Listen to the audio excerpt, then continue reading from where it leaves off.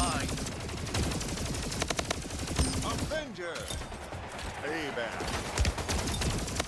Double.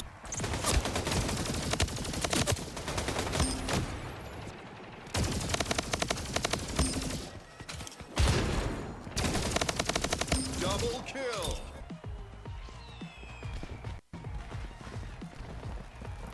Filling the lungs inside you.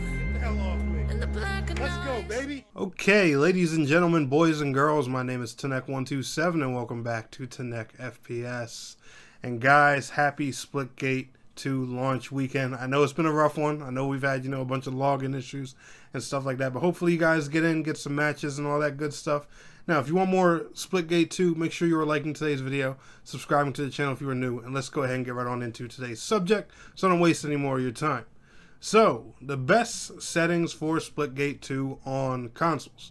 Now, disclaimer, I'm playing on PlayStation 5, so, depending on whatever platform you're playing on, whether that be Xbox Series X or S, Xbox One, PlayStation 4, whatever, make sure you compensate for that accordingly. Now, as of right now, there is no 120 Hz mode that I see for Splitgate 2 on the current gen consoles, meaning Xbox Series X and S and PlayStation 5. However, when that does come to pass, and I'm confident they are going to do that eventually, make sure you're playing at 120 Hz or the performance mode, whichever, and however that works when the time comes. Just, throwing that out there for that. So, for starters, for video, I simply have my FOV at 90. I would say, do 90, 100, balance that out a bit and test some things, because, like I said, because the 120 Hz mode isn't here, performance could be one concern. So make sure you don't just take your FOV, shoot it sky high without seeing how much it affects your frame rate and stuff like that. You are on console, so know you got limitations. Make sure you keep that all in mind. Now, controller sensitivities and stuff like that, I'm still learning the game, so I haven't tweaked mine too much. We're going to ignore mouse and keyboard because I don't play mouse and keyboard, so I really can't offer too much advice in that area. But right now, my horizontal and vertical are at 6.5. My zoom sensitivity is at a 0.9.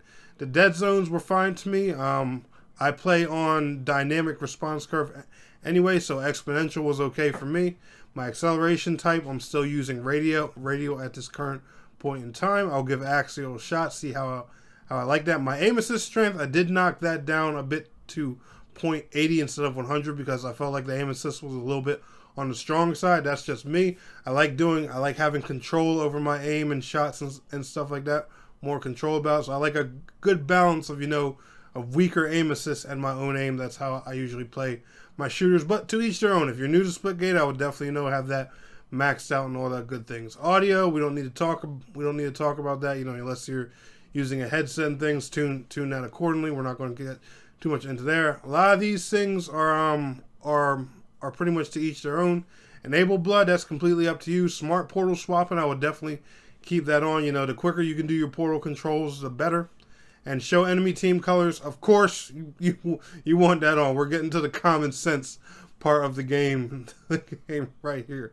Online, of course, play with crossplay, so that way you have the best matchmaking, especially with the matchmaking issues current on. I think turning crossplay off when half the world can't even log in would be pretty silly for you. Now, here's where I want to talk a little bit. Accessibility, okay? Color correction, if you're colorblind, make sure you set that accordingly. But don't turn on subtitles. It's just something else to distract you on the screen. You're playing a shooter. You want the least amount of distractions possible. But I've set all my enemy colors to yellow. Similar how, I have my enemy colors set in games like Valorant or Fragpunk and stuff like that.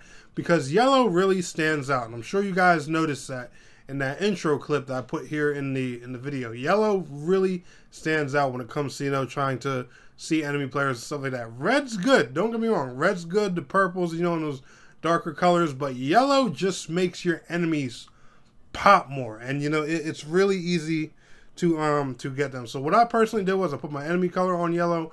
And for the multi-team games, I put all the enemies on yellow. That's just me. But I would say, make your enemy highlight color is something bright, vivid that that stands out to me. Me personally, yellow works because I'm used to it from from Valorant and Fragpunk and stuff like that. And mind you, those are very colorful games. So, you know, if the yellow stands out in them, it'll definitely stand out in here, which is also a colorful game. Crosshair. This is another important area that I always highlight when it comes to these settings videos. And I tell people this all the time. We're going to go through it once more. Always make a crosshair that is your favorite color, but also stands out against the map terrain in the game. And, you know, and make sure you look at those visuals. Me personally, I pick cyan because, you know, it's a brighter version of blue. Blue is my favorite color. It's scientifically proven that our eyes are naturally gravitate towards things we are attracted to, like your favorite color, nice car, pretty girl, pretty guy, whatever, etc., etc. So that's why I always make my crosshair my favorite color. And I kid you guys not, I've told multiple people to try this, and they have seen improvement with their aim within a week. I kid you not. Don't believe me? Give it a shot. Test your aim yourself. Crosshair enemy color, you know, it's red. That way my crosshair turns red whenever I highlight an enemy. Nothing crazy there.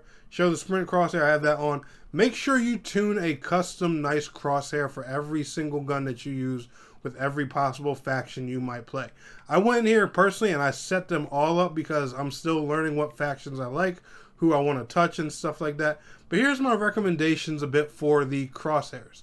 Now, with things like assault rifles, the burst pistols, the semi-auto pistol, burst rifle, I use this simple circle dot 3 crosshair. Just, you know, because it's the kind of crosshair that I like with my guns.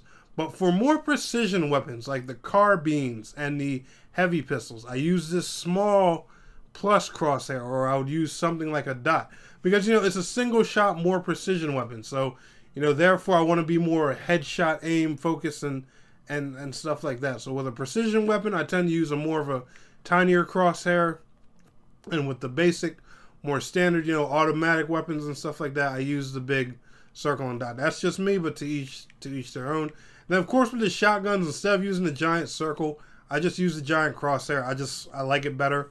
That's just me, but you know, that like I said, to each their own. If you prefer the big old circle, go ahead and do that. But anyway, guys, that's going to go ahead and wrap it up for my best settings right now for Splitgate on console. Like I said, when the game does eventually get a 120 Hz mode, make sure you do the things I showed you, tune them to your liking, and add 120 Hz. And that will literally be the best settings, at least to my opinion, for Splitgate on console. Y'all enjoyed today's video. Smash that like. I'll see y'all in the next one. Peace out. Have a good one.